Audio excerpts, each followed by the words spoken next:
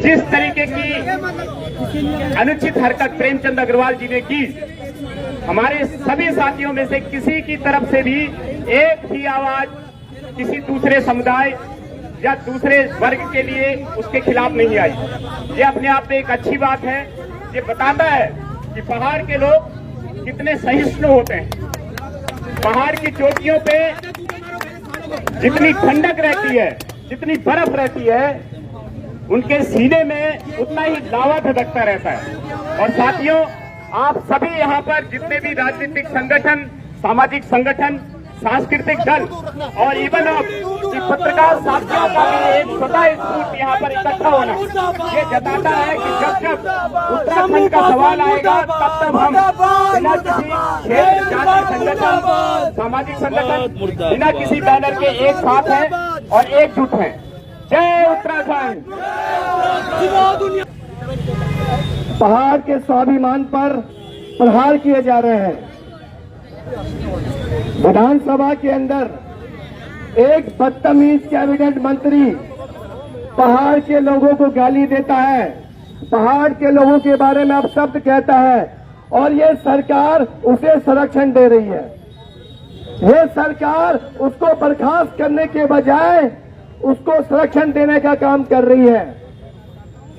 आपको इस बात को समझना होगा, जो सरकार है, ये सरकार पहाड़ के विरोधियों के साथ में खड़ी है, उत्तराखंड के लोगों के साथ खड़ी नहीं है। आज आप देखिए, चाहे रितु खंडूड़ी हो, चाहे महेंद्र भट्ट हो, ये लोग भी पहाड़ के उतने ही विरोधी हैं जितना प्रेमचंद अग्रवाल है। ये सिर्फ पहाड़ का चोला ओढ़कर, सिर्फ पहाड़ की बात कहकर पहाड़ के लोगों के साथ छल कपट करने का काम कर रहे हैं। हमें इन लोगों को पहचानने की आवश्यकता है। आप सभी एक बार पुनः सड़कों पर उतरे हैं और सड़कों पर तब उतरे हैं जब आपकी भावनाएं आहत हुई है, जब आपके स्वाभिमान को ठेस पहुंचाया गया है। शुरुआत एक व्यक्ति करता है, शुरुआत एक संगठन करता है, परंतु अगर वो शुरुआत सही है, प्रदेश के हित में है, समाज के हित में है, तो निश्चित तौर पर उसे सफलता मिलती है। और आज जिस प्रकार से इस पहाड़ को ललकारा गया है, इस उत्तराखंड को ललकारा गया है, निश्चित तौर पर आज हमें एकजुट और एकजुट होने की जरूरत है। हम नहीं कहते, हमने कभी पहाड़ मैदान नहीं किया और हम न करेंगे, परंतु इतना जरूर बताना चाहेंगे कि पहाड़ हमारी मातृभूमि है, जन्मभूमि है। अगर उसे ललकारने की किसी ने कोशिश की है तो उसे मुंह तोड़ जवाब दिया जाएगा। आज जिस प्रकार से जो लड़ाई आगे बढ़ने वाली है, गांठ बांध लो, गांठ बांध लो। ये छोटी लड़ाई नहीं है, ये छोटी लड़ाई नहीं है।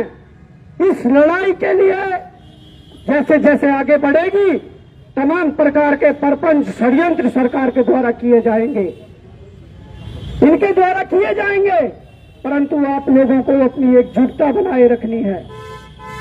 जिस प्रकार से जो विधानसभा के अंदर कहे गए जो शब्द थे, उससे आज पहाड़ के बच्चे से लेकर जवान से लेकर बूढ़े तक सबकी भावनाएं आहत हुई है। मैं सुबह एक वीडियो देख रहा था, अल्मोड़ा में एक छोटा बालक है 10-15 साल का, उसने भी वीडियो बनाई है। उसकी अंतरात्मा जागी है। क्यों? क्योंकि उसके पहाड़ को ललकारा गया है, उसकी मातृभूमि को ललकारा गया है, और मातृभूमि को ललकारने वालों को हम छोड़ेंगे नहीं। तुम क्या सोचते हो कि तुम पहाड़ मैदान कर दोगे तो सारी चीजें हो जाएगी? अरे जिस राज्य की पहचान ही पहाड़ी राज्य के रूप में हो, उस राज्य को तुम कहोगे तो वो पहाड़ी। अगर इस राज्य में कोई हरिद्वार में भी रह रहा है, उधम सिंह नगर में भी रह रहा है, देहरादून में भी रह रहा है, उत्तरकाशी से लेकर पिथौरागढ़ तक रह रहा है, वो सब पहाड़ी है, वो उत्तराखंडी है। ये राज्य खैरात में मिला नहीं है, ये राज्य भीख में नहीं मिला है। इस राज्य के लिए कुर्बानियां हुई है, इस राज्य के लिए शहादतें दी है, और उन शहादतें देने के बाद आज हमें क्या मिला? आज अगर हम गांधी पार्क से आए हैं और इस जगह पर पहुंचे हैं, एक नजर मार के देख लीजिए, स्वर्गीय इंद्रमणि बडोनी जी उत्तराखंड के गांधी थे। इन्होंने वो अलग जगाई थी इस राज्य को बनाने के लिए। क्या आज इनकी आत्मा नहीं रो रही होगी? क्या आज उन 42 शहादतें जो हुई है, क्या उनकी आत्माएं नहीं रो रही होंगी? हम क्या कर रहे हैं? हमारे लोग क्या कर रहे हैं? और ये लोग कहते हैं, महेंद्र भट्ट कहते हैं कि अगर कुछ ऐसा हुआ तो कानूनी कार्रवाई की जाएगी। अरे करिए कानूनी कार्रवाई। कितना दम है तुम्हारे कानून में? कितना दम है तुम्हारे कानून में? संविधान में लिखा हुआ है कि जातिवाद नहीं होना चाहिए। संविधान में लिखा हुआ है कि क्षेत्रवाद की कोई बात नहीं है, परंतु संविधान में जातिवाद और धर्मवाद लिखा हुआ कि नहीं होना चाहिए।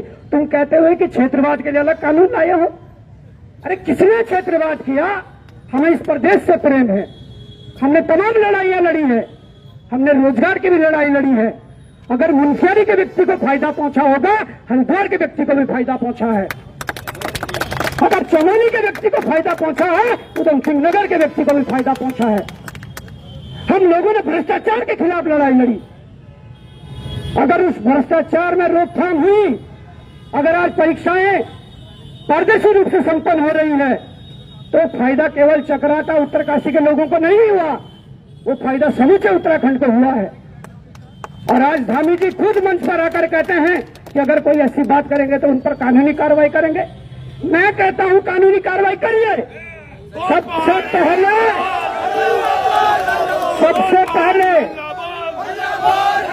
सबसे पहले कार्रवाई आप अपने सांसद, नैनीताल के सांसद अजय भट्ट पर करिए।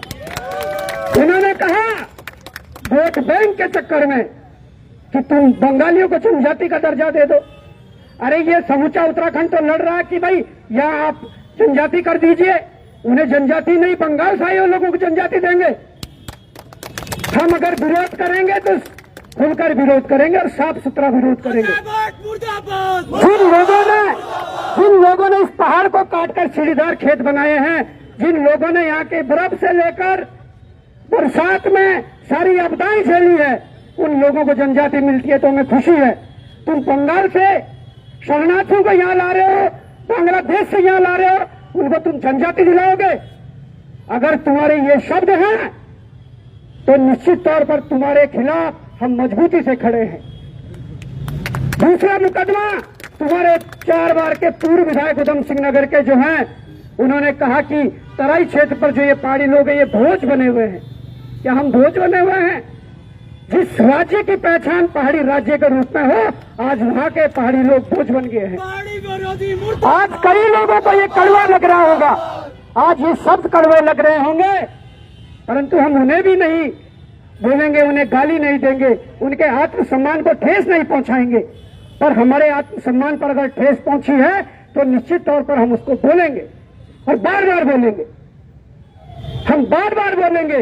विधानसभा के अंदर देखिए, जब द्रौपदी का चीरहरण हो रहा था, एक बद्रीनाथ से चुने नए विधायक आए, उन्होंने 2 शब्द क्या बोल दिए कि आप क्या कर रहे हैं।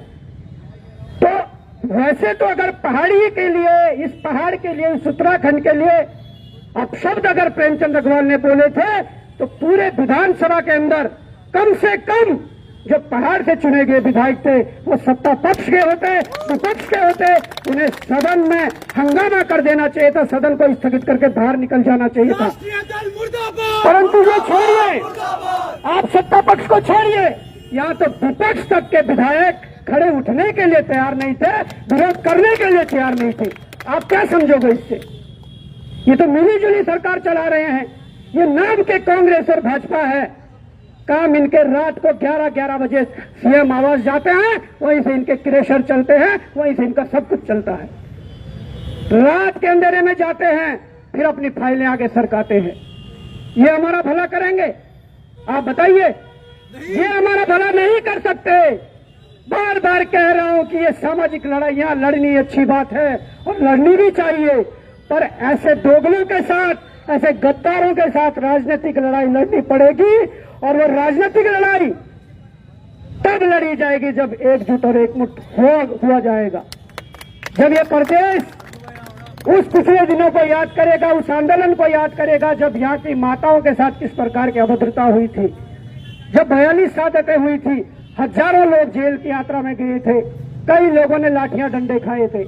उसके बाद भी राज्य बनने के बाद तो आंदोलन कंटिन्यू चल रहे हैं। वो बात अलग है कि वो आंदोलन राज्य बनाने के लिए था, और उसके बाद से रोजगार के लिए आंदोलन चल रहा है, उसके बाद से पेपर लीक के लिए आंदोलन चल रहा है, उसके बाद से मूल निवास के लिए आंदोलन चल रहा है, भू कानून के लिए आंदोलन चल रहा है, भ्रष्टाचार के खिलाफ आंदोलन चल रहा है।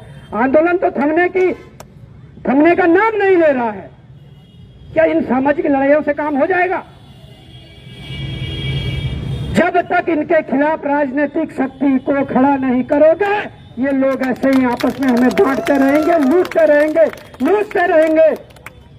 आज हम लोगों को समझने की जरूरत है, आज समझने की जरूरत है। और निश्चित तौर पर जिस प्रकार से मूल निवास को बड़े स्मार्ट तरीके से 2011 में खत्म किया गया, मैं उस बात को अगर बहुत सीधी भोली भाले शब्दों में कहूं तो मैं उस दौरान 2011 में 9th का छात्र था, 12 में हाई स्कूल हुआ, और हाई स्कूल होने के बाद मुझे बताया गया कि आपका जो पुराना ये मूल निवास प्रमाण पत्र है, अब ये नहीं चलेंगे, इसमें लिखा हुआ टाइपिंग वाले चलेंगे। ये नहीं बोला गया कि वो मूल निवास से स्थायी हो गया, ये बोला गया कि वो बड़े बनने हैं, थोड़ा और बड़ा बनना है और टाइपिंग वाले चाहिए, ये लिखित जो हाथ से लिखा हुआ ये नहीं चलेंगे। हाई स्कूल वाला बच्चा कितना सोच पाता है? हम खुद हाई स्कूल में थे 2012 में, हमने भी तहसीलों से बनवा लिया और हमने वो पता नहीं पाया कि भाई मूल निवास से स्थायी हो गया, क्या हो गया। ये आज हर एक व्यक्ति की प्रदेश भर में, ये अगर याद करोगे उस क्षण को तो ये याद निकल कर आएगा। और उन्होंने वो कर दिया, उसका नतीजा क्या हुआ? ऋषिकेश में बिहार से लाकर तुम मेयर बना देते हो, और इस बात को गांठ बांध लो। हमारे मंत्री सुबोध उनियाल जी कहते हैं कि मैं भी बिहार से आया हूं, और भी बिहार से आए हैं। अच्छी बात है, अच्छी बात है। हम इस जहर को नहीं घोलना चाहते। कौन व्यक्ति कहां जाता है, खाने कमाने कहां जाता है, पर कम से कम जहां जिसका जो अधिकार है वो तो मिलना चाहिए। अगर ऋषिकेश में आज बिहार से लाकर फर्जी उसका स्थायी निवास बनाकर मेयर बनाया गया है, तो अगर तुम आज भी संगठित नहीं हुए, हम आज संगठित नहीं हुए, तो कल विधायक कोई बनेगा, परसों मुख्यमंत्री बनेगा, और हम लोगों की अस्मिता दांव पर जो लगी हुई है वो अस्मिता पूरी तरह से लूट जाएगी। इस बात को याद रखना, इस बात को याद रखने की जरूरत है। और इस आज सोते हुए पूरा 1994 से लेकर आज तक जो घटनाक्रम हुए हैं, कम से कम आधे घंटे उसका मनन करना, उसे याद करना कि यार क्या हो रहा है। जिसके मन में ख्याल आ जाएगा कि हम गलत कर रहे हैं, हमारे साथ गलत हो रहा है, तो निश्चित तौर पर एक नई शक्ति आएगी, और वो नई शक्ति ही इस उत्तराखंड में बदलाव ला सकती है, इस उत्तराखंड को बचा सकती है। तभी ये लड़ाई साकार हो सकती है। नहीं तो सामाजिक लड़ाइयां लड़ते रहो। 1994 से 2025 तक लड़ते आ रहे हैं, आगे 25 साल और लड़ लो। हम भी 5-10 साल और लड़ लेंगे, जब तक शरीर में ताकत रहेगी, या जब तक और कुछ वो होगा, तब तक हम भी लड़ लेंगे, हमारी आने वाली पीढ़ी भी लड़ लेगी। परंतु वो ऐसी लड़ाई लड़ने की जरूरत है जो इन्हें आंख से आंख मिलाकर, इनके आंख से आंख मिलाकर घूर सके और इनको जवाब दे सके। इनके आगे पावरफुल एक ऐसी शक्ति जो इन्हें तमाचा भी मार सके और इन्हें उखाड़ के भी फेंक सके, ऐसी शक्ति आनी चाहिए।